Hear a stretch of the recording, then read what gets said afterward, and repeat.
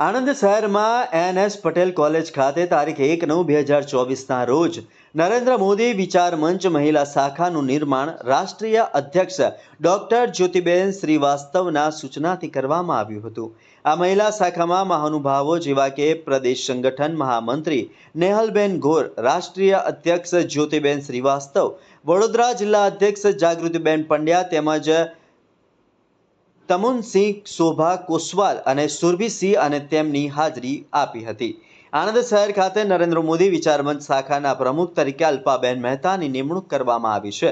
અલ્પાબેનના માર્ગદર્શન નીચે 25 મહિલાઓની એક ટીમ બનાવવામાં આવી, જે નરેન્દ્ર મોદી વિચારમંચ કાર્યક્રમ હેઠળ મહિલાઓને લગતા પ્રોગ્રામ તેમજ દેશ સેવાના કામોમાં તેમજ આણંદ જિલ્લાની બહેનોના સર્વાંગી વિકાસ માટે યોગ્ય તેમની સેવા આપીને પોતાનું યોગદાન આપશે।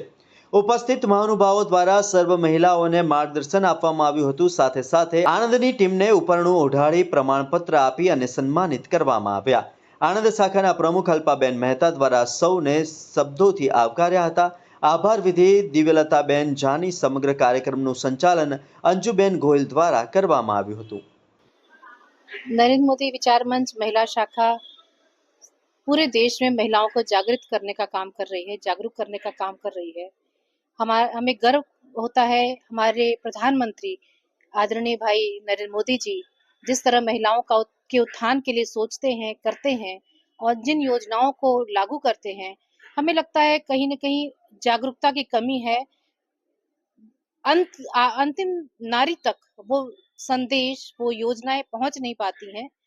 तो पूरे देश में नरेंद्र मोदी विचार मंच महिला शाखा बनाने का मुख्य उद्देश्य ये है, नरेंद्र मोदी जी की योजनाओं का लाभ हर महिला को मिल सके, हर महिला जागरूक हो, अपने अधिकारों और दायित्व के प्रति जागरूक हो और दायित्व के प्रति कर्तव्यनिष्ठ हो। यही संदेश मेरा है। हमारे देश की नारी के लिए, महिला उत्थान के लिए अगर हमें बात करनी है तो सबसे पहले हमें जागरूक होना पड़ेगा और जागरूक करना पड़ेगा लोगों को। देश की अंतिम नारी तक हमें हर समस्या का समाधान पहुंचाना पड़ेगा, तभी नरेंद्र मोदी जी की योजनाओं का, नरेंद्र मोदी विचार मंच महिला शाखा का सभी प्रयास सार्थक होगा।